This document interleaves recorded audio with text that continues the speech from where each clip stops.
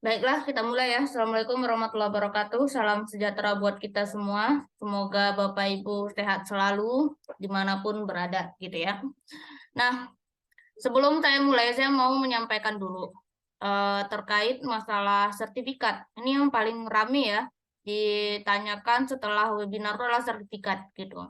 Udah telat masuk, sertifikat pun ditanya setelah telat masuk gitu. Ya nggak tahu lah kan gimana apa kabarnya sertifikat masuk gitu.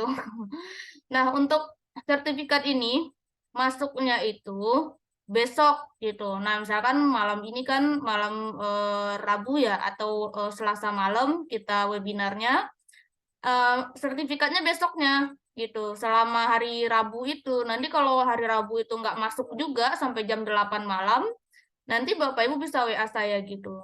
Jangan WA-nya minggu depannya lagi gitu, pas udah mau mulai gitu kan. Dan itu saya sarankan WA-nya ke WA itu aja, apa admin ya, admin MZK Institute biar cepet gitu. Nah, terus sertifikat itu dikirim ke email masing-masing. Usahakan jangan sampai sampai salah menuliskan email. Nanti ada pula yang menulis begini. Kalau tulisan Gmail itu kan Gmail gitu ya. Ada pula yang menuliskan Gmail, Gemail. Tentu tidak masuk karena saya tuh otomatis saya salin gitu. Nah, kalau Bapak Ibu nulisnya nggak benar, ya lama masuknya gitu kan. Dan kami pun yang mencari sertifikat pun tentu lama. Cek dulu namanya satu-satu gitu kan. Nah, jadi berkasnya tentu ada di kami gitu. Semua berkas yang MZK lakukan acaranya itu ada di kami. Baik yang sejak MZK berdiri sampai sekarang berkasnya ada semua di kita gitu ya. Cuma mencarinya itu lama. Udah ribuan orang yang ikut di MZK ini. Saya cari ke atas-atasnya hilang di bawah, cari ke bawah hilang di atas gitu kan. Nah, jadi semuanya file itu kita simpan gitu.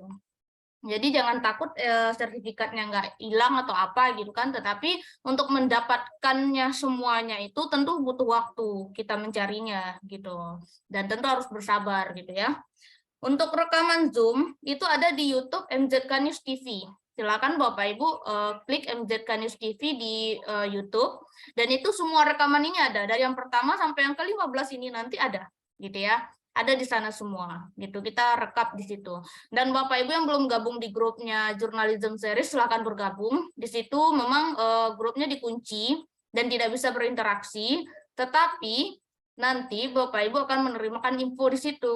Jadi tidak ada yang apa ya, yang Bu ada Zoom nggak hari ini ya, gitu kan. Nah, tentu membalas ada yang admin yang membalasnya itu tentu dia itu sibuk juga gitu. Apalagi malam ini nih. Nah, malam ini kan udah mulai nih kita. Tentu adminnya nggak bakalan balas lagi. Fokus sama yang namanya absensi lah, yang apa namanya itu melihat-lihat apakah ini benar atau salah gitu kan. Nah, kita fokusnya ke sana. Oke. Baiklah Bapak Ibu, malam ini kita akan berbicara tentang yang namanya cek dan recheck informasi terkait pasal 3 di Kode Etik Jurnalistik. Ini saya share dulu ya. Kode Etik Jurnalistik pasal 3. Nah, ini.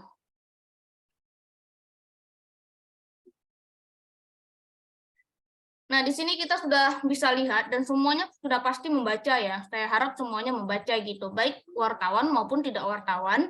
Dan ingin menjadi wartawan atau ingin mendirikan media, tentu harus membaca yang namanya regulasi-regulasi atau aturan-aturan yang ada di dunia pers Indonesia ini, terutama yang dikeluarkan oleh Dewan Pers. Sekalipun Bapak Ibu menolak apa yang Dewan Pers lakukan, tetap saja kita akan memakai hal ini gitu ya. Contohnya saja, Bapak Ibu mau kemitraan dengan pemerintah, tentu akan ditanyakan masalah kode etik, undang-undang, terus verifikasi gitu ya. Nah, ini juga akan membuat Bapak Ibu mengulang lagi gitu. Loh saya belum baca, loh saya belum tahu gitu kan. Nah, itu akan menjadi bumerang kepada media Bapak Ibu sendiri gitu. Nah, di pasal 3, kemarin kita udah bahas pasal 2 ya. Nah, pasal 3 ini menyatakan bahwa wartawan Indonesia selalu menguji informasi, memberitakan secara berimbang, tidak mencampurkan fakta dan opini yang menghakimi, serta menerapkan azas praduga tak bersalah. Nah, maksudnya di sini kita tafsirkan, di sini kan udah ada penafsiran tuh, mungkin banyak yang salah paham atau nanti kita bisa sharing gitu ya. Yang pertama adalah menguji informasi, berarti melakukan cek dan recheck tentang kebenaran informasi itu. Nah, masalah penafsiran di huruf A ini banyak sekali wartawan yang menerima, contohnya aja berita sharean ke grup. Misalkan ya, ini saya contohkan yang gampang aja. Menerima berita sharean ke grup, lalu dari grup itu langsung dikirimkan ke redaksi tanpa mencek dan recheck kembali apakah berita tersebut benar atau salah gitu. Terkadang teman wartawan kita yang mengeser itu belum tentu benar gitu. Contohnya aja, tahun lalu itu wartawan saya itu mendapat rilisan dari Polres gitu. Polresnya itu menuliskan ketua Komnas Anak itu adalah Kak Seto gitu ya. Dia sebenarnya adalah ketuanya adalah Sirait gitu ya, Bapak Sirait itu. Panjangan saya lupa tuh, Sirait ya. Nah, belakangnya. Nah, ketika itu kalau Kak Seto itu kan ketua KPAI ya, Komisi Perlindungan Anak Indonesia. Nah, kalau Komnas HAM dengan KPAI itu dia berbeda gitu orangnya. Nah, di saat itu beberapa waktu kemudian dari KPAI itu bersurat ke redaksi gitu bahwa berita itu salah gitu kan, nama orangnya. Nah, saya tanya ke wartawan saya, Bapak dapatnya dari mana? Dari sharean grup organisasi gitu. Dan itu tidak dibaca atau tidak dicek ulang, tidak Bu, langsung saya share ke redaksi. Itu salah siapa? Tentu salah kita bersama gitu. Redaksi salah tidak menanyakan ke wartawan, wartawan salah tidak mencek-recek gitu kan, tidak mencek dan recek kembali. Nah, semuanya salah jadinya di sini gitu. Nah, akhirnya apa? Ketika terima surat, ya kita akhirnya merevisi gitu atas permintaan dari KPAI tersebut gitu. Dan tentu wartawannya akan dimarahin sama redaksinya. Dan waktu itu saya ngomel-ngomel gitu. Makanya saya suruh Bapak tulis ulang, saya bilang. Tapi Bapak tidak menulis ulang, salin share gitu. Emang Bapak dapat duit dari situ? Saya bilang kan ya. Nah, jadi kalau memang apa namanya itu kita menerima saran dari mana saja, tolong dicek kembali gitu. Terutama masalah kasus-kasus yang kita tidak langsung ke lapangan. Masalah investigasi misalkan ya. Kan kita tidak langsung ke lapangan. Kita terima pula di grup, share pula ke redaksi. Pas dipertanyakan nanti apakah berita itu benar atau tidak, Bapak Ibu yang kena gitu. Karena nggak turun ke lokasi. Dan ketika berita itu salah, tidak mungkin kan satu grup merevisi berita tersebut, nggak mungkin gitu. Mereka akan membela medianya masing-masing. Yang salah nanti yang share pertama gitu. Dan yang akan dihakimi ya yang share pertama gitu. Nah, itu hati-hati. Makanya berkali-kali saya ingatkan para wartawan itu selalulah menguji informasi gitu, cek dan recheck kembali, tanyakan asalnya di mana. Nggak apa-apa kita dibilang banyak banget pertanyaannya gitu kan, ribet banget nerbitin di media kamu gitu kan, ya nggak masalah gitu, daripada kita kena bersama gitu dan itu nggak jelas gitu ya. Terkait investigasi juga itu harus ada surat tugas investigasi biar aman. Minggu lalu sudah saya jelaskan gitu kan. Nah, juga harus ada surat investigasi dan surat tugasnya gitu biar jelas. Nanti medianya bisa bertanggung jawab. Kebanyakan media nggak mau bertanggung jawab, itu masalahnya gitu. Nah, itu hati-hati bagi pimpinan redaksi itu, tolong bertanggung jawab dengan wartawannya yang ada di sana. Jangan nanti kirim poster di grup-grup Facebook atau di grup HP, WA, bilang rekrut wartawan gitu kan, oh diberikan ini A, B, C sampai Z gitu. Udah wartawannya masuk nggak dilindungi gitu. Jadi apa? Gitu kan? Apa keuntungan wartawan masuk gitu. Nah, jadi itu hati-hati. Jadi selalulah cek dan recheck informasi. Ini demi keamanan bersama wartawan, redaksi, dan apa yang kita beritakan gitu. Lalu berimbang. Nah, pasal 1 dulu saya sudah jelaskan gitu ya.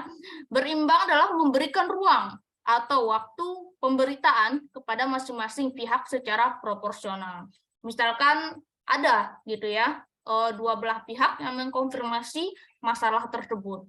dan kecuali berita seremonial. Biasanya yang kita liput itu sudut pandangnya adalah pembina pembina upacara kalau di upacara. Terus kalau nggak narasumber yang sedang tampil biasanya gitu ya. Nah, misalkan apel pagi di Polres, ya siapa yang tampil memberikan amanat itu yang kita liput biasanya. Itu nggak masalah gitu. Tapi kalau udah beritanya kasus, beritanya butuh konfirmasi dua pihak, ya kedua-duanya kita tampilkan di dalam berita gitu. Jadi ada ruang tersendiri untuk mereka gitu, secara proporsional gitu ya. Lalu opini yang menghakimi adalah pendapat pribadi wartawan, dan hal ini berbeda dengan opini interpretatif, yaitu pendapat yang berupa interpretasi wartawan atas fakta. Ini berbeda. Ada beberapa jenis berita. Kalau dalam latihan itu ada beberapa jenis berita. Ada berita interpretasi namanya, ada berita opini, ada berita berita strike news, hard news gitu ya. Nah, itu ada jenisnya. Dan itu harus dipahami. Kalau dia berita interpretatif, itu adalah apa yang dilihat kita interpretasikan, kita jelaskan gitu ya. Kita jelaskan sesuai fakta gitu. Nah, kalau opini itu pendapat asli dari wartawan itu gitu.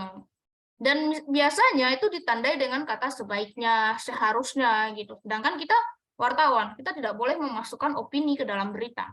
Kita harus membedakan fakta dan opini gitu. Apalagi opini yang menghakimi. Oh, sebaiknya begini, oh sebaiknya tidak begini gitu. Nah, tugas wartawan bukan menghakimi seperti itu. Dia hanya menyampaikan apa yang ada di lapangan. Apa yang dilihat itu yang disampaikan, yang dituliskan gitu.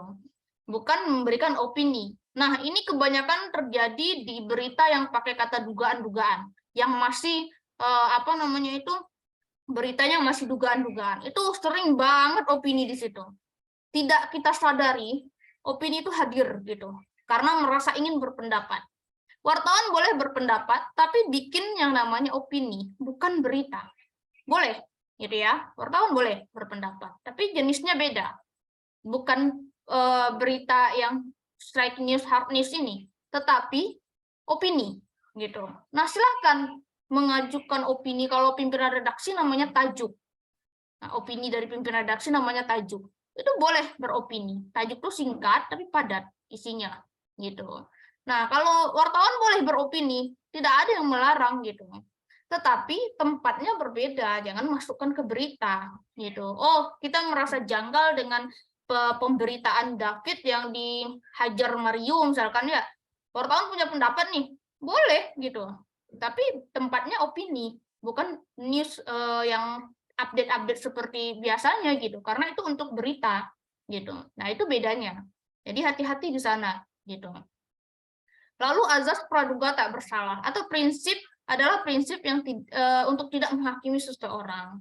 Nah, mentang-mentang kita itu udah investigasi sana sini, masuk sana sini, kita menghakimi orang gitu. Itu tidak boleh gitu ya. Tidak boleh. Jadi sebaiknya kita uji informasi, kita dapatkan beberapa masukan atau beberapa pendapat, baru kita liput beritanya.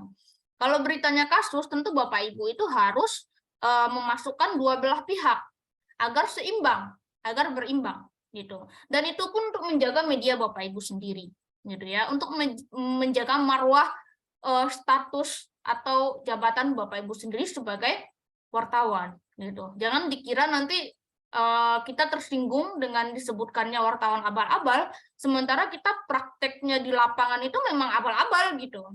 Jangan tersinggung loh gitu ya. Kalau ada yang bilang gitu, periksa diri kita masing-masing gitu. Nah, apakah saya sudah menerapkan KEJ atau belum gitu. Nah, itu yang perlu kita pertanyakan. Nah, jadi kita bersama-sama untuk merubah ke depannya setelah dari acara ini, oh ya kita harus baikin ini, baikin itu, hati-hati gitu ya. Agar nanti ke depannya medianya juga bagus, medianya juga dipandang berkualitas gitu. Nah, seperti itu. Oke, mungkin sekian penjelasan materi ini dari saya. Kita buka itu ya, buka yang namanya tanya jawab. Kita diskusi gitu sebentar. Nah, silakan. Ada yang mau bertanya?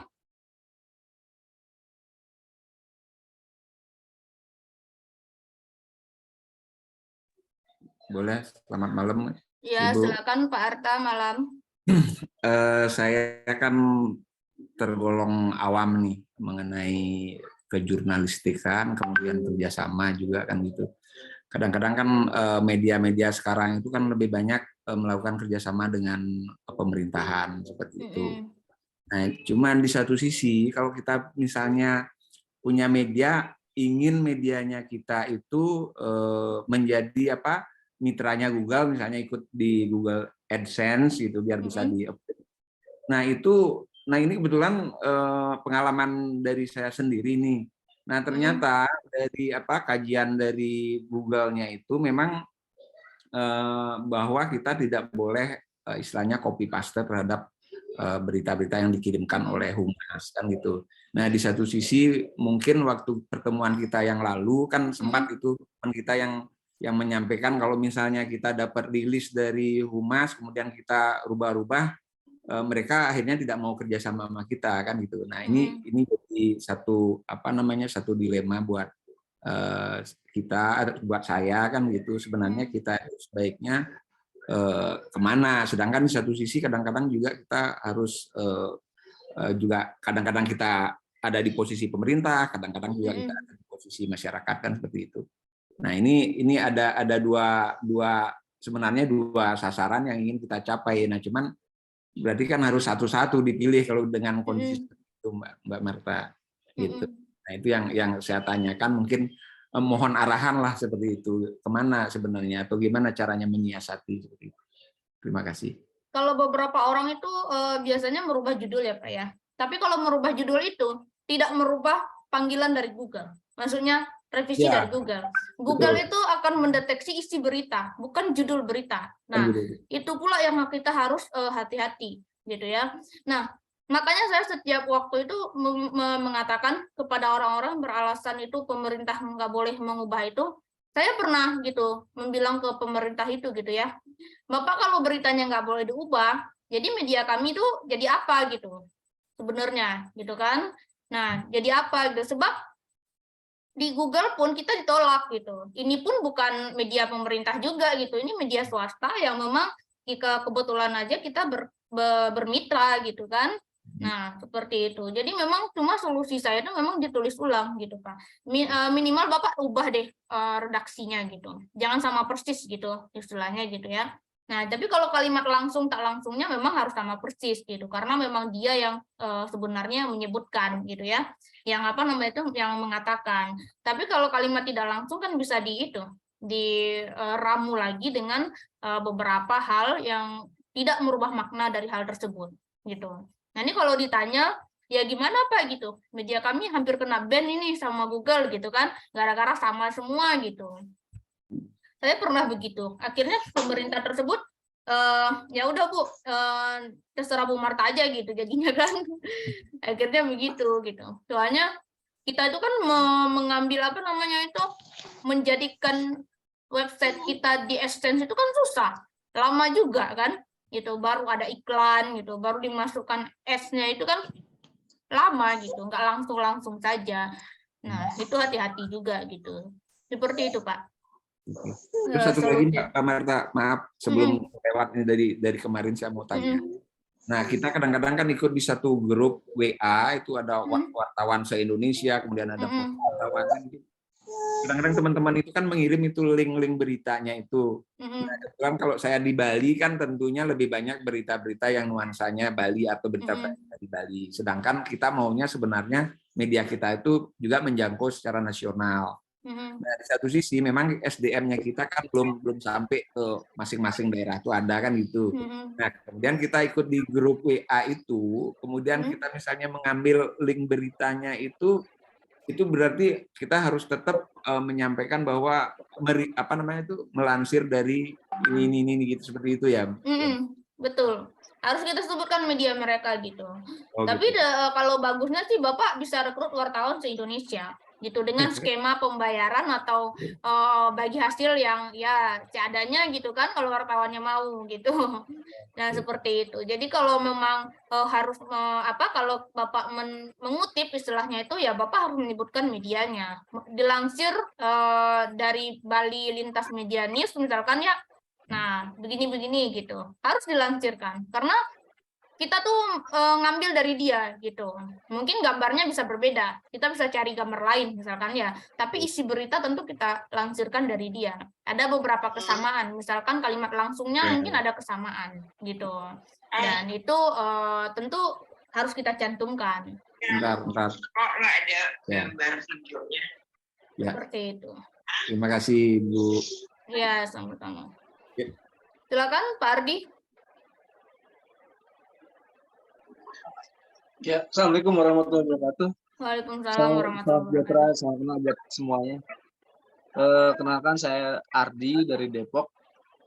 Izin Bu, mengenai kerjasama media dengan pemerintah daerah.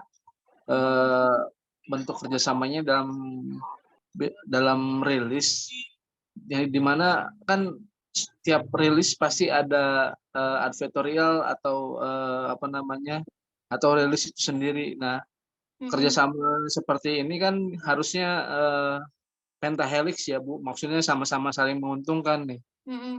Jangan sampai pemerintah, lembaga atau instansi itu merasa diuntungkan, sedangkan bagi kita pemasukannya apa nih, kan nggak ada nih. Nah, contohnya rilis dari pemerintah lah, yang dari kelembagaan yang sifatnya advertorial atau iklan. Nah, ini kan nggak semuanya Bu, banyak dari antara media-media yang terdaftar di Kominfo misalkan, yang memenuhi syarat atau yang mendaftarkan diri di Kominfo itu banyak, bukan hanya 1-2. Nah, itu kan digilir. Nah, yang saya tanyakan, bentuk kerjasama yang ini antara media sama pemerintah atau instansi terkait, prosedurnya yang benar itu seperti apa Bu? Izin. Terima kasih Bu. Assalamualaikum warahmatullahi wabarakatuh. Kalau menurut saya ya, ini saya jawab menurut saya ya Pak ya, gitu ya. Karena mungkin ada yang di sini yang menurut Bapak Ibu yang lainnya nanti bisa share juga gitu. Kalau menurut saya, yang baiknya adalah pemerintah mengirimkan terkait press release yang sudah kita bahas beberapa waktu yang lalu. Pak Ardi hadir nggak waktu itu? Saya pernah bilang press release itu seperti ini loh gitu. Bukan seperti berita, tetapi seperti penyampaian bahwa isinya ini gitu. Ada tuh rekaman saya, bisa dilihat. Itu yang sebenarnya press release. Tapi kalau press release sudah bentuk berita, itu bukan press release lagi, tapi udah berita yang di-share oleh humas ke kita tinggal naikkan gitu kan. Nah, kalau dulu press release itu ya bentuk selebaran, dan itu di sana memang ada kalimat langsung tak langsung, tetapi dia belum bentuk berita gitu. Jadi kita bisa mengolah kembali dengan beberapa maksud yang kita gunakan gitu. Bisa mengubah bentuk sesuai gaya penulisan dari media masing-masing gitu. Dan itu. Jadi menurut saya seperti itu press release. Tapi saya nggak tahu nih, dari humas sudah kayak wartawan juga gitu kan. Jadi humasnya udah merangkap wartawan humas jadinya gitu. Jadi yang wartawan yang kerja sama dengan humas jadinya tidak diberi kesempatan untuk mengubah apapun. Karena apa? Dulu pernah kejadian bahwa yang dikirimkan humas itu malah digoreng sama media gitu. Nah, itu mereka takut gitu. Nah, makanya mereka kirimkan ya seperti apa yang berita yang ada di media. Ada kalimat langsung tak langsung, udah lengkap kayaknya ya, sama judul juga gitu. Mereka hanya mengizinkan ubah judul, tapi mereka nggak tahu kalau isi berita itu terdeteksi Google, dan itu bisa lebih berbahaya gitu terkait essence-nya kita gitu kan. Makanya kita harus ubah sedikit gitu. Jadi kan kalau mereka kan nggak boleh diubah tuh katanya, tapi kita wajib mengubah gitu. Itu sebenarnya menurut saya ya, saran saya gitu, sebaiknya kerjasama seperti itu. Mereka mengirim rilisan bentuknya ya mirip selebaran ke email atau ke WA gitu, dan itu tidak seperti bentuk berita, tetapi mencakupi unsur 5W1H, dan semua informasi ada di situ. Tinggal kitanya aja yang mengolah gitu loh. Siap, Bu. Nah, sekarang itu kan nggak begitu. Humas udah jadi wartawan sekarang gitu loh. Nah, itu heran saya gitu ya. Nah, kenapa kok bisa jadi wartawan humas sekarang gitu. Jadi para media bingung. Ini saya mau ubah gimana gitu, udah bener semua kan gitu. Jadinya. Nah, terus seperti yang kedua Bu, terkait rilisan yang tidak ada kalimat langsungnya Bu. Izin. Nah, rilisan tidak ada kalimat langsungnya kan bisa dibikin. Kan ada nanti tuh, Ardi Gunawan mengatakan bahwa bla bla bla ini. Kita bisa ubah jadi kalimat tidak langsung, kalimat langsung. Kan sudah pernah saya ajarkan, gitu kan? Bisa diubah, gitu. Bisa kita ubah, dan itu jangan mengubah maksud dari berita yang kalimat tidak langsung itu. Tetap Bapak bisa ubah menjadi kalimat langsung. Gitu. Izin Mbak Marta. Seperti itu Pak Ardi. Tentunya dengan persetujuan narasumber ya Bu. Minimal dua narasumber kalau beritanya itu kasus gitu ya. Tapi kalau beritanya tidak kasus macam seremonial mah kan kita tergantung kita ngambil sudut pandang nih. Pak Ardi mau ngambil sudut pandang dari orang yang berbicara itu, kalau seremonial mah nggak perlu konfirmasi gitu kan. Karena memang apa yang disebutkannya pas dari seremonial itu yang diberitakan gitu. Gitu ya Pak Ardi. Izin Mbak. Terima kasih Bu. Izin Mbak Marta. Bentar Pak, tadi orang lagi bicara, dipotong-potong mulu. Ya, Ya, sudah silakan. Iya Mbak Marta, saya mau nanyain terkait yang apa yang disampaikan barusan. Apa namanya? Press release itu kan berbentuk seperti penyampaian pidato, Mbak ya. Kalau Ya. seandainya narsumnya ini kalimat langsungnya ini nggak ada, kita buat itu seperti apa sih bentuknya, Mbak? Apakah dari kata yang disampaikan dalam pidato tersebut? Bapak tahu kalimat langsung kan? Tahu. Nah, dari itu kan dia dari pidato dia itu kan ada tuh, misalkan Ya. Pak Aftisar Iya. ngomong tuh, Aftisar mengatakan bahwa apa namanya itu pelatihan itu sangat bermanfaat untuk kita semua gitu. Nah, Bapak bisa jadiin kalimat langsung. Pelatihan ini sangat bermanfaat untuk kita semua. Sebaiknya diikuti kata Aftisar. Bisa kan? Gitu. Ya. Nah, Terima kasih. jangan diubah kalimat yang tidak langsung tadi, bisa disalin bulat-bulat juga bisa dijadiin kalimat langsung gitu. Yang jelas tidak mengubah makna gitu. Intinya sama gitu. Oke, Itu terima aja. kasih. Ya. Oke, di kolom chat ada yang nanya, ini Pak Hafid ya. Izin bertanya Bu Marta terkait hal tersebut yang barusan Ibu bahas tentang essence.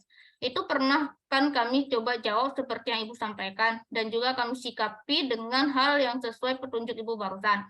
Namun dari pihak humas atau penerangan meminta agar tidak diubah dan sudah kami jawab pula jika tidak diubah akan mempengaruhi essence website kami dan dijawablah yang terpenting ratingnya kan jalan dan itu sudah sesuai juga biar bisa segera masuk dalam IMM TNI Polri. Mohon petunjuknya gitu. Ini saya kayaknya kalau ngadepin orang gini mungkin saya emosi kali ya. Cuma kalau kayak gini apa ya, Bapak kalau mau penting banget ya kalau berita itu ya silakan dinaikkan sesuai hal tersebut gitu. Tapi kalau misalkan mempengaruhi banget kepada website Bapak, mempengaruhi essence Bapak ya sebaiknya nggak dimuat gitu ya, terserah redaksi sekarang ini keputusannya gitu. Karena kalau di media saya itu kalau ada yang sama-sama itu kan kita cek ya di Google, setiap berita itu dicek di Google. Kalau ada yang sama ya udah kita tanya kembali gitu. Jadi bagi yang tidak mau mengubahnya tidak boleh diubah, kami nggak muat gitu. Palingan kami bilang ini ditulis ulang, dia bilang gitu kan, ada yang kayak gitu. Nah, seperti itu. Tapi kalau memang Bapak dapat dapat duitnya dari situ, ya saya tuh keputusan redaksi lagi gitu. Nah, kalau saya sarannya tetap harus ditulis ulang, kalau bisa, gitu ya. Terus Pak Wiwit Priyono, kerjasama dengan instansi bisa berupa rilisan atau ucapan-ucapan. Untuk keuntungan, paling dari awal kita deal-dealan dulu dengan instansi, gitu. Kadang juga deal-dealan dengan instansi juga, dia juga molor-molor ngasih duitnya, gitu kan ya. Nah, berupa rilisan atau ucapan itu nggak gampang juga gitu. Kita di sini udah pernah ya bahas seperti itu gitu, masalah ucapan iklan dan lain-lain gitu kan, nggak gampang juga gitu. Tapi kalau yang biasanya yang besar itu penghasilannya ya advertorial yang berupa berita itu besar. Tapi kalau iklan mah sekedar ya 200-300 ribu kan, mau dikasih ke redaksi semua nggak ada buat beli rokok. Ngopi aja nggak bisa kan gitu. Nah, jadi itu yang kita alami gitu. Oke, silakan ada yang mau bertanya lagi atau berbagi pengalaman juga boleh. Masih ada waktu kita nih, 30 menit lagi.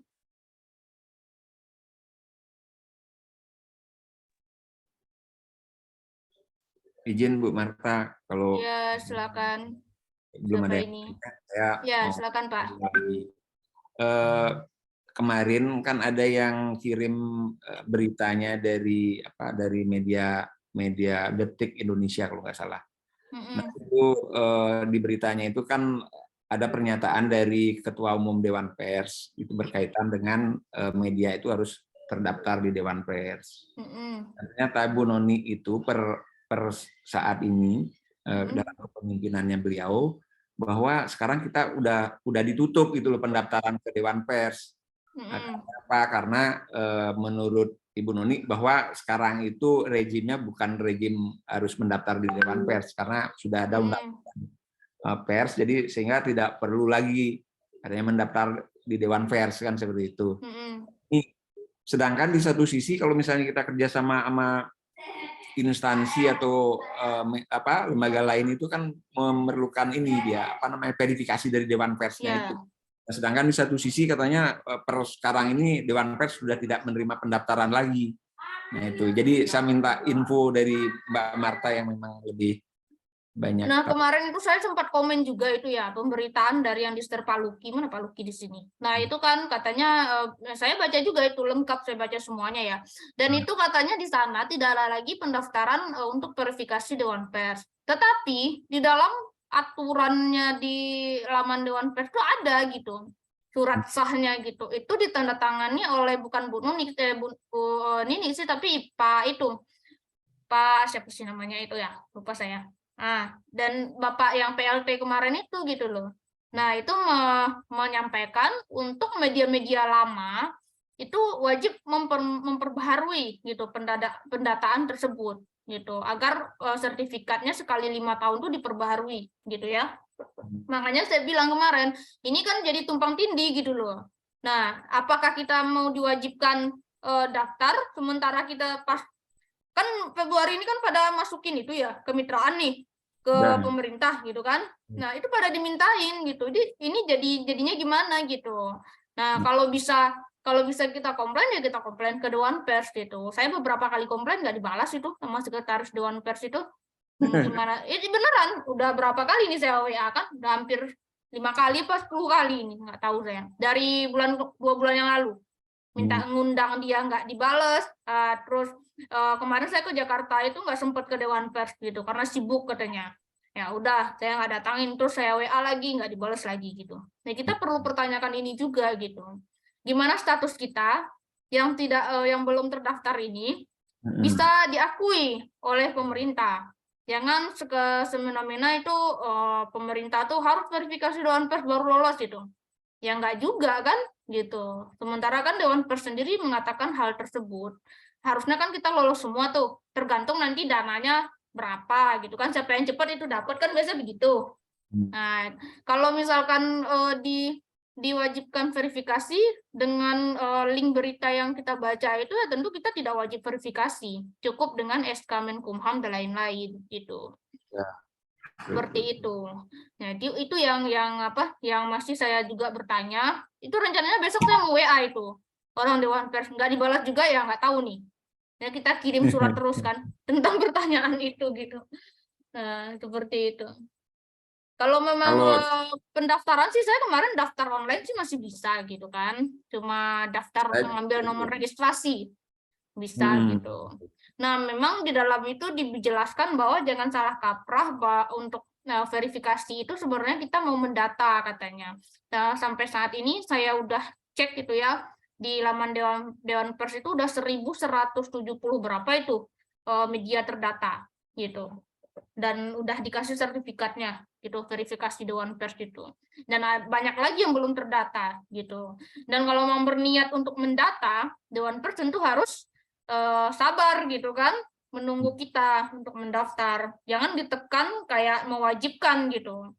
Nah, Bu Nini kan seharusnya memberikan pernyataan seperti Pak Nuh kemarin bahwa media tidak wajib gitu ya melakukan verifikasi kalau belum mampu gitu.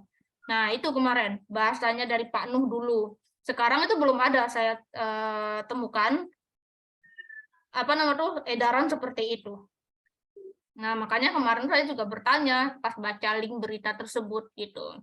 Dan insya Allah nanti saya bantu Pak untuk bertanya gitu ya. Kalau masih ada nih dibalas sama orang Dewan Pers ini gitu terkait hal tersebut gitu. Izin Bu, waktu itu pernah mau ngundang Bu Nini ke Zoom kita Bu, tapi belum ada waktunya nih Bu. Kan itu saya bahas barusan Pak. Sampai sekarang saya belum dibalas-balas. Udah berapa surat saya ke situ? Udah 3 loh. Dicuekin itu. Padahal dia aktif gitu ya. Sekretarisnya aktif tuh. Kata ada beberapa orang yang nyaranin datangin langsung Bu gitu. Kemarin saya mau datangin langsung tuh, mereka sibuk juga gitu. Tapi yang anehnya para pejabat dia layani gitu. Yang kita dicuekin gitu loh. Nah, itu anehnya gitu. Udah berapa kali tuh saya WA itu. Makanya saya ganti kan topiknya gitu. Kemarin tuh saya mau bertanya tentang UKW dan juga verifikasi juga gitu. Apakah ini wajib atau apa gitu. Seperti itu. Oh iya betul, berkaitan dengan UKW juga Bu. Iya, jadi kan kita kan nggak tahu kan UKW ini wajib atau apa dan sebagainya gitu. Terus verifikasi ini wajib atau apa. Kita hanya menerima simpang siur aja beritanya gitu. Ada yang mewajibkan, ada yang memberitakan tidak gitu. Nah kita bingung mau ngikutin yang mana gitu. Seperti itu. Terus di ini apa nih? Izin bertanya Bu, apakah kita mesti membawa kelengkapan seperti legalitas perusahaan pers yang meliputi perizinan, company profile, struktur redaksi dan lain-lain jika ingin bermitra dengan pihak terkait seperti instansi pemerintahan misalnya, karena terkait perusahaan pers yang baru kan belum ada usia 1 tahun dan otomatis belum terdaftar di DP, juga personilnya juga belum ber-UKW karena belum memenuhi syarat tersebut. Karena pihak instansi terkait meminta kelengkapan tersebut. Nah, kalau masalah kemitraan, itu Bapak Ibu itu tanya ke instansinya, dia mintanya apa. Contohnya kemarin saya kemitraan dengan apa ya? Apa sih Jambi Kerinci. Itu lengkap itu dimintanya, fotokopinya semuanya. Itu saya kirimkan lengkap. Dan itu suratnya harus tanda tangan basah gitu, cap basah itu semua gitu kan. Nah, dikirimkan itu tergantung di instansi masing-masing. Dan satu hal, kalau usia medianya belum 1 tahun, saya pun mengalami selama 1 tahun saya tidak ada pemasukan gitu di media saya, bahkan sampai 1,5 tahun gitu, baru ada di akhir tahun kedua gitu, tahun kemarin. Jadi jangan berharap nanti pemasukan di awal berdirinya media itu banyak gitu. Kecuali Bapak Ibu dapat sponsor, dapat owner yang kaya, misalkan ya siap menggaji gitu. Nah itu enak banget gitu. Tapi kalau kayak saya ini bangunnya dari nol tanpa modal juga, modal palingan modal akte notaris SK Menkumham gitu ya, berapa itu 10 jutaan gitu. Dan itu saya tuh nggak ada pemasukan sama sekali. Saya lebih membangun kualitas dulu gitu di web saya gitu, membangun kualitas wartawan, kualitas website. Kalau websitenya masih masih acak-acakan, saya rapikan gitu. Rubrikasinya saya rapikan gitu kan. Tahun pertama seperti itu. Jadi tidak ada pemasukan. Semua wartawan saya terima. Kadang saya pusing juga penulisannya repot gitu kan. Tapi saya hargai gitu. Saya ituin. Terus saya bina. Yang nggak mau dibina di tahun ketiga ini saya tendangin semua gitu. Bapak udah 2 tahun di sini, sudah saya jelaskan, sudah saya ini, Bapak nggak berubah, ya udah silakan keluar gitu. Berarti Bapak tidak mau berkembang gitu. Nah, seperti itu. Jadi dengan sopan ya, mengeluarkan orang gitu. Kadang ada juga yang tidak sopan, terus saya tendangin aja gitu. Karena udah berkali-kali kan, dinasihatin nggak direspon, nggak di itu, ya udah gitu. Selesai deh kita di sini gitu kan. Seperti itu. Jadi personil yang belum UKW itu nggak masalah, asalkan dia bisa nulis gitu, bisa nulis, paham KIJ, paham undang-undang pers, dan terus mereka itu paham dunia pers lah gitu kan, punya minat di situ, silahkan dibina gitu, sampai mereka ada uang untuk UKW. Dan UKW sekarang pun ribet Bapak Ibu. Contohnya kita nih, berapa kita di grup ini? 64 orang. Minimal pendaftaran UKW itu adalah 24 misalkan, atau 18, dia tuh satu penguji 6 orang gitu ya. Bapak Ibu daftar dulu nih, lembaga pengujinya daftar dulu orang yang udah terdaftar ini gitu.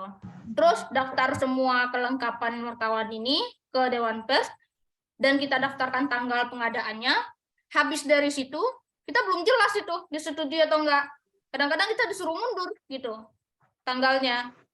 Nah, disuruh mundur seperti itu, jadinya ketika ketika kita mau UKW itu jadinya was-was, uang udah dibayar gitu kan ya, tanggalnya belum jelas gitu. Ini yang dilema sekarang di lembaga penguji.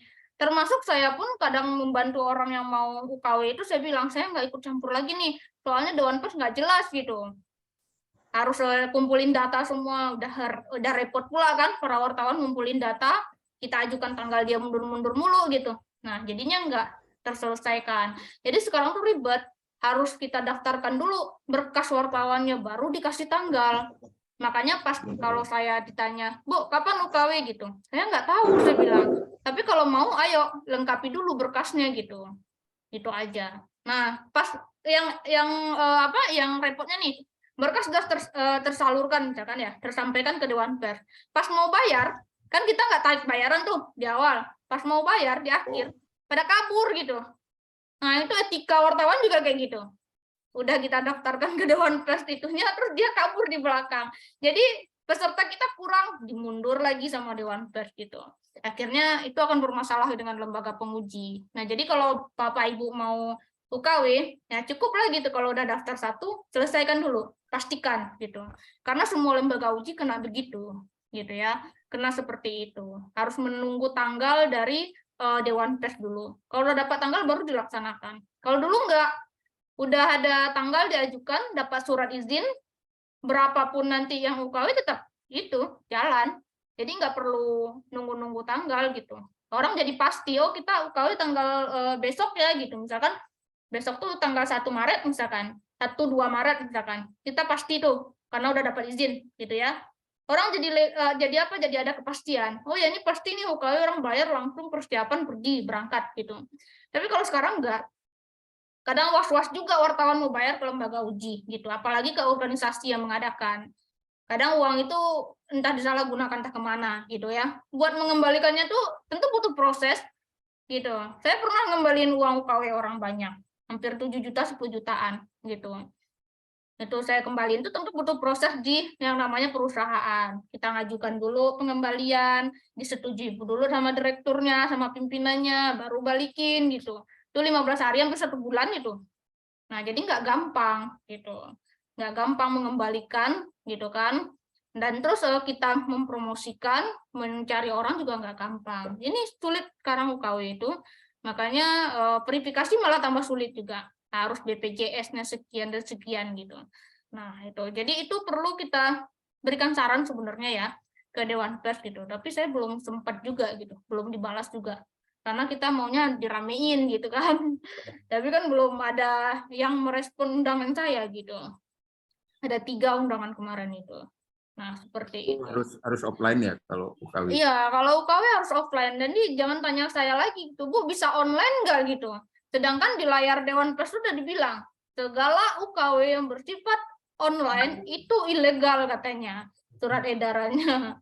Nah, jadi UKW itu offline, karena ada prakteknya. Bapak akan berpraktek di lokasi itu, gitu ya. Dipraktekkan bagaimana menulis berita, bagaimana cara wawancara, bagaimana konferensi pers, gitu. Bagaimana nanti Bapak rapat redaksi, rapat evaluasi, gitu, itu dipraktekkan semua, gitu.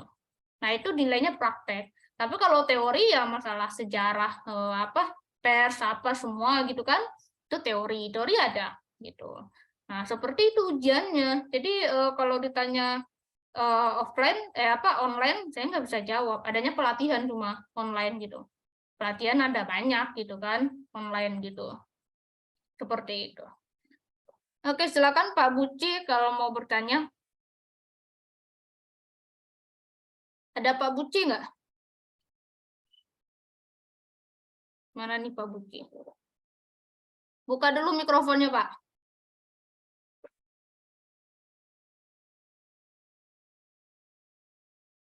Nih. Nah, silakan. Selamat malam. Iya, Pak, silakan. Assalamualaikum warahmatullahi wabarakatuh.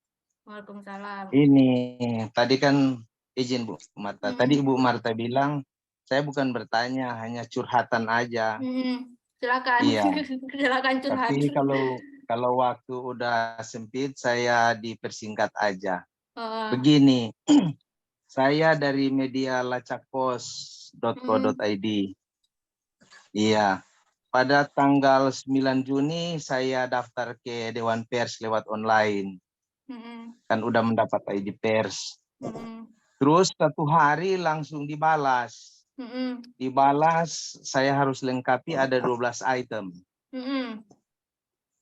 Kurang 12 item. Lanjut tanggal 24 Juni saya persingkat. Saya udah enggak baca per 1 item mengingat waktu. Tanggal 24 Juni 2022, yang tadi kan 2021. Yang tanggal 9 Juni 2021 saya daftar pertama, 1 hari langsung dibalas. 12 item harus dilengkapi. Terus tanggal 24 Juni 2022 diperiksa, 26 Juni 2022 sudah ditolak, dokumen ditolak. Itu tinggal 4 item yang harus saya lengkapi. Termasuk gaji jenjang wartawan. Itu Kemenaker itu ya? Bapak ya? belum punya surat Kemenaker? Sudah, semua sudah. Nah, biasanya Iya. kalau jenjang itu di surat Kemenaker itu. Jenjang apa? Jenjang karir Penggajian. wartawan. Nah, penggajian terus jenjang wartawan utama media muda gitu ya. Saya udah buat di draft perusahaan. Udah masukkan di dalam draft perusahaan itu semua. Terus lanjut 4 item kan. Saya lengkapi. Tanggal 24 Januari itu saya ngirim lagi. Itu dibalas ada 10 item yang kurang lagi. Yang tadi kan sisa 4. Ketika ada aturan baru masuk, 12 item. Saya kaget. Ini Ibu waktu saya ngirim itu tanggal 24 Januari 2023, nanti dibalas tanggal 6 Februari. 2 minggu lebih, kan tidak salah. Baru dibalas. Saya pikir, kenapa lama ini? Mungkin kali udah terverifikasi ya. Iya, saya lihat di layarnya ada 10 item yang harus dilengkapi. Ini saya baca, ini kan namanya curhat, Bu. Ini disuruh lengkapi alamat redaksi, nomor kantor, RT RW. Itu sekarang saya udah lengkapi secara offline. Lengkapi akte pendiri, karena waktu lalu saya upload akte pendiri itu hanya perubahan aja. Pendiri enggak, jadi dilengkapi. Itu saya sudah upload offline. Jadi yang awal sama perubahan tuh di-upload juga Pak ya? Iya, jadi di-upload. Ini maksudnya curhatan juga jadi pengalaman bagi teman-teman yang belum Ini kan. dicatat nih buat Bapak Ibu ya, yang udah melakukan nih Pak Buce gitu. Jadi saya upload dengan perubahan. Sudah, itu saya udah upload, tapi masih offline, belum dikirim. Lanjut ketiga, SK Kementerian Hukum dan HAM itu juga diupload yang pendiri dan perubahan. Itu saya sudah upload, tapi offline. Lengkapi peraturan perusahaan dengan jenjang karir wartawan. Itu saya udah buat itu. Baru data SDM. Sesuaikan pada box redaksi terdiri dari pimpinan redaksi, penanggung jawab redaksi, reporter, editing, marketing, bagian keuangan, karyawan redaksi dan non redaksi. Tapi kalau data SDM ini sudah 3 kali saya upload, yang sama itu dikembalikan lagi. Itu yang saya sudah pusing. Yang ini data SDM ini, saya pusing. Yang dimintanya apa Pak itu? Data yang SDM itu. Iya, yang dimintanya apa tuh? Itu kan biasanya gini, pimpinan perusahaan sama pimpinan redaksi itu harus dibedakan, gitu. Karena pimpinan perusahaan itu tugasnya cari uang.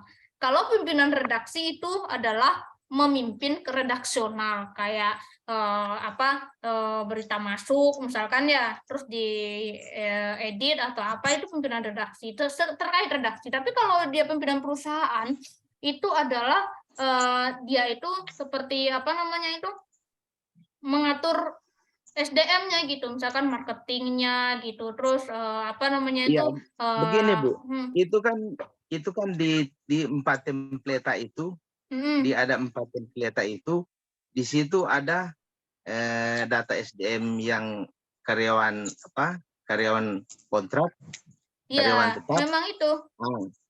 Jadi di 4 template itu yang saya sudah musing. Hmm. Jadi ya itu mungkin kiranya kalau bisa Ibu bantu, Ibu pernah upload, itu saya minta bantu yang data SDM yang 4 template ini. Kalau saya bantu sih nggak bisa ya Pak, soalnya kan Bapak yang masukin sendiri nih. Tapi kalau saya jelaskan bisa gitu. Misalkan gini, saya kemarin tuh dibina sama pembinanya media MZK. Kata Bapak itu kan, Bapak itu kan udah jadi udah membimbing banyak orang gitu ya. Nah, karyawan tetap, wartawan tetap sama wartawan freelance yang tidak tetap itu dibedakan gitu. Iya. Nah, jadi yang wartawan tetap itu ada BPJS-nya, katanya begitu, ada BPJS-nya gitu kan. Nah, ada BPJS-nya, terus ada jaminan, dan itu ada berupa jenjang gajinya juga dan jenjang karirnya gitu. Iya. Nah, itu kalau wartawan tidak tetap, Bapak tidak usah menggaji, tidak apa-apa gitu. Bapak tidak usah menggaji dan atau berbagi sekedarnya saja kepada wartawan tidak tetap, itu nggak masalah.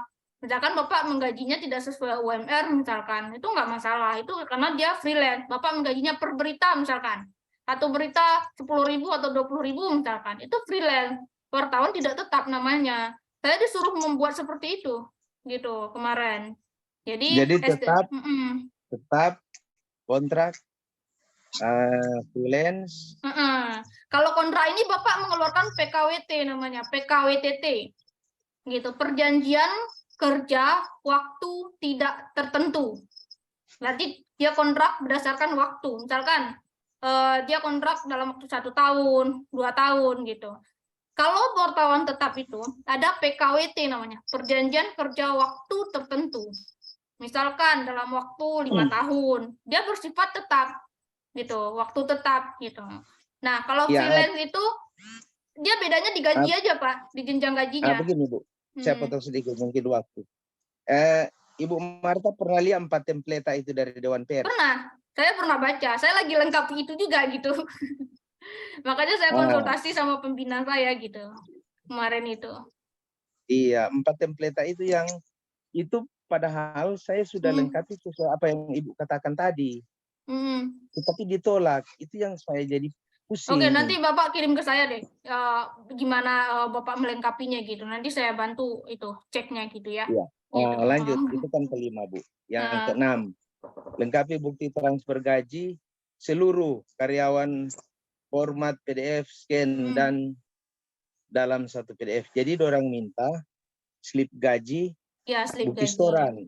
Ya, jadi bukti gaji setoran dengan DP BPJS semua orang minta itu.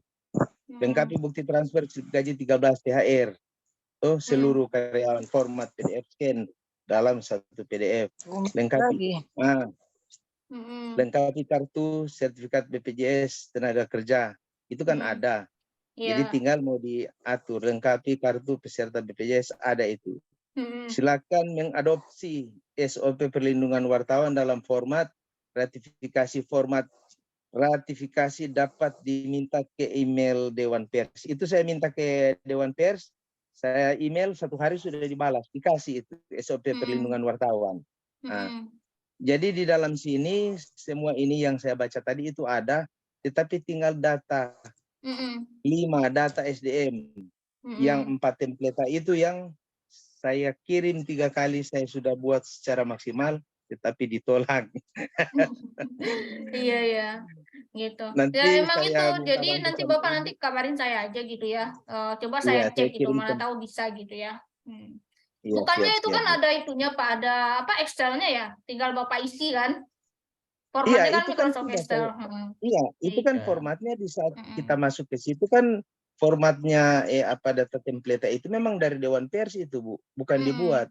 Iya. Saya kemarin isi juga itu gitu. Jadi kemarin saya diarahkan pembina seperti itu, pakai apa namanya itu perjanjian atau kontrak gitu biar jelas katanya. Ya udah. Tapi kan di dalam situ kan di dalam template tidak bisa isi kontrak, hanya isi begitu. Itu jadi Kalau nggak salah Tidak itu bisa ada bisa kita catatannya. kirim offline kali Pak, itu lewat email gitu atau apa gitu. Tapi kalau nggak bisa Tapi dia nih, kita coba dulu kan ya, saya bantu Bapak nih. Saya coba dulu, nanti kalau belum Siap. lagi nanti kita bareng-bareng deh nanya gitu. Ini salahnya apa lagi gitu loh. Oh, Gitu. siap. Salahnya apa lagi gitu. Nanti kita bantu. Soalnya Bapak ada nomor sekretaris Dewan Pers nggak? Nggak ada sih. Nah, coba nanti saya kasih deh. Bapak telepon tuh orang. Gitu ya. Oh ya, makasih Bu. Iya. Makasih. Selamat Soalnya malam. nanti Bapak sarankan ke itu, ke sekretarisnya. Sosialisasikan dong gitu, cara ngisinya gitu. Nah, kalau saya itu. kalau saya ngomong ntar nggak dibalas kayak Kalau gitu. kalau dan lain-lain itu kan ya sudah saya pahami sudah, nanti Heeh. dilengkapi, nanti dibuat, nanti di Hmm. itu walaupun secara itu sudah transfer slip gaji udah ditransfer. Hmm. Malah kan kalau slip gaji itu yang K13 ini kan sudah liwat kan Desembernya. Hmm. Kan Bisa jadi dibikin saya, aja itu Pak. iya, saya bikin di bank, saya bicara dengan orang bank, Iya. nanti dibuat catatan gaji 13 sudah, saya sudah buat itu. Nah, tinggal ini yang data SDM 4 template ini yang saya agak sudah 3 kali upload dikembali lagi. Salah itu. Nanti Coba saya mohon nanti bantuan ke Ibu, kita saya kirim bareng-bareng itu. template-nya 4. Iya. Coba nanti Bapak Makasih, kirim Bu. ya. Iya, Oke. makasih. Selamat malam semua Ya. teman-teman. Malam Pak. Oke Bapak Malam. Ibu ya, itu sekedar pengalaman dalam mengupload yang namanya untuk verifikasi Dewan Pers. Nah, jadi Bapak Ibu bisa ngambil pengalaman tuh, apa aja yang diupload, apa aja yang diubah gitu. Nah, itu nggak main-main gitu kan ya. Nah, kalau memang pengen verifikasi ya, memang ya sesulit itu gitu. Saya sampai sekarang belum kelar-kelar itu administrasi saya gitu. Makanya saya belum upload karena ditolak kayak gitu juga gitu. Harus lengkapin A, B, C, sampai Z gitu. Jadi katanya tidak wajib verifikasi, tapi di kemitraan kita diminta verifikasi gitu. Nah itu tantangan juga gitu. Dan padahal kalau kita ngambil dari link yang Pak Luki sebarkan itu tidak wajib verifikasi gitu ya. Ya semampunya aja gitu. Seperti itu. Seperti itu. Oke Bapak Ibu, ini udah ada 4 menit lagi. Di sini saya cek dulu deh kolom chat ada yang bertanya nggak ini. Banyak aturan Dewan Pers Indonesia. Ini mah bukan Dewan Pers Indonesia. Ini mah Dewan Persnya emang dari itunya yang berlogo bunga Kamboja gitu ya. Kalau Dewan Pers Indonesia itu logonya biru. Dia tuh mempunyai LSP Pers. Dia kalau UKW-nya pakai BNSP. Itu beda gitu. Beda itu. Jadi kalau yang Dewan Pers yang banyak aturan ini logonya bunga Kamboja. Warna biru muda dia. Itu ada bedanya. Dia tidak pakai BNSP gitu. Dia pakainya UKW-nya menurut mereka juga gitu. Ada kartu UKW muda sama dia utama. Tapi kalau Bapak Ibu UKW-nya BNSP, itu UKW utamanya itu apa namanya itu? Dia itu cuma ngumpulin gambar doang, terus Bapak Ibu ada verifikasi juga masalah data yang dikumpulkan ke mereka, nanti keluar itu sertifikat BNSP-nya gampang banget gitu. Jadi kalau UKW mudanya juga dia cuma menguji menulis aja gitu. Dia per kategori kalau BNSP itu keahliannya. Tapi kalau Dewan Pers yang bunga Kamboja ini dia tuh menguji ada 12 materi gitu. Nah, seperti itu. Yang Bapak Ibu yang belum bisa upload foto bisa nanti di WA ya, adminnya gitu. Kan kadang ada yang susah ya upload foto screenshot-nya. Ini ada absensinya, ada waktu 2 menit, silakan dikejar buat ngisi absensi. Jangan sampai ya, itu emailnya salah, bukan Gmail, tapi Gmail. Ada pula yang nulis Gmail. Tawa saya bacanya. Bu Marta izin. Saya setiap isi apa absen, tertulis di absen itu sudah di absen. Saya bingung. Itu registrasi itu kali, bukan absen. Coba klik lagi absen yang di chat ini, coba. Setiap saya isi absen tertulis sudah di absen. Biasanya registrasi itu. Kalau udah registrasi nggak bisa lagi itu registrasi gitu ya. Karena saya sengaja kalau Bapak registrasi 1 kali, Bapak bisa ikut sepuasnya gitu di CS ini. Jadi tanpa mendaftar ulang lagi gitu ya. Seperti itu. Tapi kalau absensi baru gitu. Oke. Ini bisa nanti Bapak klik nih yang di chat ini. Nanti klik ada form absensi. Judulnya absensi. Kalau registrasi ya registrasi juga judulnya gitu. Absensi tulisannya. Gitu ya, absensi. Tuh, absensi. Gitu. Silakan nanti kalau jaringannya error atau apa nanti bisa WA ke admin ya. Gitu. Oke, Bapak Ibu, mungkin sampai di sini pertemuan kita. Minggu depan kita bahas pasal 4 ya. Pasal 4 itu tentang apa ini? Wartawan Indonesia tidak memuat berita bohong, fitnah, sadis, dan cabul. Nah, nanti kita bahas ini. Bagaimana sih cara mengupload foto atau berita yang ada kasus-kasus pembunuhan misalkan, atau kasus-kasus anak di bawah umur gitu kan ya. Nah, jadi apakah dia diburamkan atau tidak gitu. Itu terkait etika juga gitu. Nanti kita bahas minggu depan gitu. Jadi acara kita ini setiap hari Selasa malam dan Bapak Ibu silakan share flyernya kemana aja gitu. Bagi yang terkendala absen tapi hadir di sini silakan nanti bisa WA ke adminnya gitu ya, admin MZK Institute gitu. Nah, baiklah Bapak Ibu, sampai di sini perjumpaan kita. Jika saya ada kesalahan, saya mohon maaf. Assalamualaikum warahmatullahi wabarakatuh. Salam sejahtera buat kita semua. Waalaikumsalam warahmatullahi wabarakatuh.